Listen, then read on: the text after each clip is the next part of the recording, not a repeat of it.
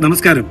Air ഇന്ത്യയുടെ 171 എന്ന് പറയുന്ന ഒരു ആകാശനൗക അഹമ്മദാബാദിൽ നിന്നും UK-യിലേക്ക് ലണ്ടനിലേക്ക് പറക്കാൻ വേണ്ടി കാത്തിരുന്ന ഫ്ലൈറ്റ്. ആ ഫ്ലൈറ്റ് ജൂൺ 12-ാം തീയതി 2025 കഴിഞ്ഞ ദിവസം ഫ്ലൈറ്റ് ടേക്ക് ഓഫ് ചെയ്തു. ഏകദേശം 2-3 മിനിറ്റ് കഴിഞ്ഞ ശേഷം ക്യാപ്റ്റന് മനസ്സിലായി ഫ്ലൈറ്റിൽ എന്തോ പ്രശ്നങ്ങളുണ്ട് എന്നുള്ളത്. അങ്ങനെ ക്യാപ്റ്റൻ തിരിച്ചിറക്കാൻ വേണ്ടിയിട്ട് ATC-യിലും കൺട്രോൾ റൂമിലും വിളിച്ചിട്ട് പറഞ്ഞു, എന്റെ ഫ്ലൈറ്റിന് എന്തോ പ്രോബ്ലം ഉണ്ട്, എഞ്ചിൻ മിസ്റ്റേക്ക് ഉണ്ട്, അതുകൊണ്ട് എനിക്ക് തിരിച്ചിറങ്ങണമെന്ന്. ATC-യിൽ നിന്നും കൺട്രോൾ റൂമിൽ നിന്നും അവർക്ക് ഓർഡർ വന്നു, തിരിച്ചിറക്കിക്കോളൂ എന്ന്.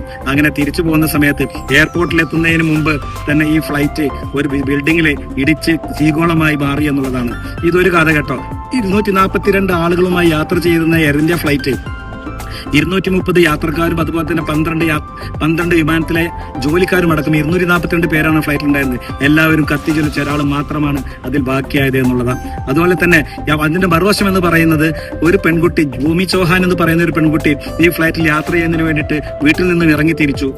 10 മിനിറ്റ് ലേറ്റ് ആയത് കാരണം ഫ്ലൈറ്റിൽ ബോർഡ് ചെയ്യാൻ പറ്റില്ല. ട്രാഫിക് ജാമും കാരണം ആ പെൺകുട്ടിക്ക് എയർപോർട്ടിൽ എത്താൻ വൈകിയത് കാരണം ആ ഫ്ലൈറ്റിൽ യാത്ര ചെയ്യാൻ പറ്റില്ല എന്നുള്ളതാണ്. അങ്ങനെ പെൺകുട്ടി ഒരുപാട് അവരോട് റിക്വസ്റ്റ് ചെയ്ത് നോക്കി. ഫ്ലൈറ്റ് ബോർഡിംഗ് കഴിഞ്ഞതിനാൽ അതുപോലെ തന്നെ ഗേറ്റ് അടച്ചതിനാൽ അവൾക്ക് യാത്ര ചെയ്യാൻ പറ്റില്ല. അവൾ പറഞ്ഞു, എനിക്ക് ഇനി വേറെ ടിക്കറ്റ് എടുക്കാൻ നിവർത്തിയില്ല, അതുകൊണ്ട് നിങ്ങളൊരു കാര്യം ഞാൻ എങ്ങനെയെങ്കിലും ഫ്ലൈറ്റിൽ കയറ്റി വേണമെന്ന്. ഒരു കാരണവശാലും അനുവദിച്ചില്ല എന്ന് മാത്രമല്ല അവളെ തിരിച്ചയക്കുകയും ചെയ്തു.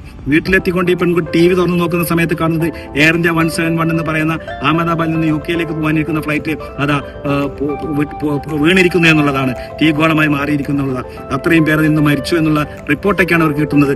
ഔറ്റവരും ഇടവരും എല്ലാം തന്നെ ഇവരുടെ മിറക്കിൾ എന്തെങ്കിലും സംഭവിച്ചിട്ട് തിരിച്ചു കിട്ടട്ടെ എന്ന് പ്രാർത്ഥനയോടെ TVക്ക് മുന്നിൽ നിൽക്കുന്ന ഈ സമയത്ത് ഇങ്ങനെ ഒരു കഥ പറഞ്ഞു പോകല്ലേട്ടോ ഞാൻ.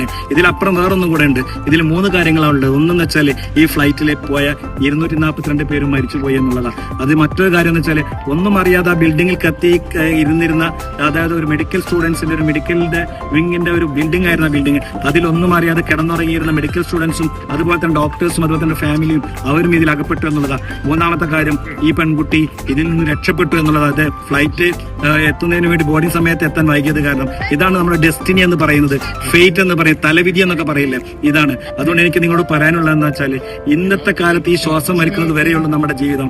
നാളെ എന്താണെന്ന് നമുക്കറിയാം, നാളെ ഉണ്ടാവും, പക്ഷെ നമ്മൾക്കറിയാം നമ്മൾ ഉണ്ടാവുമോ എന്നുള്ളത്. അതുകൊണ്ട് ഇന്നലകളെ നമ്മൾ മാറ്റി നിർത്തിക്കൊണ്ട് ഇന്നലത്തെ കാര്യങ്ങൾ ആലോചിക്കാതെ, ഇന്നലത്തെ കാര്യങ്ങളെല്ലാം തന്നെ ആലോചിച്ച് വിഷമിച്ചിരിക്കാതെ, ഇന്നിന്റെ ജീവിതത്തിൽ സന്തോഷമായിക്കൊണ്ട് എല്ലാവരെയും നമ്മൾ കൂട്ടിപ്പിടിച്ചുകൊണ്ട് സന്തോഷമായിട്ട് ജീവിക്കാൻ നമുക്ക് സാധിക്കട്ടെ എന്ന് ഞാൻ ആത്മാർത്ഥമായിട്ട് ആഗ്രഹിക്കുന്നു. എല്ലാവർക്കും നല്ലത് വരട്ടെ. എല്ലാവർക്കും ഒരുപാട് സ്നേഹം മാത്രം. Thank you.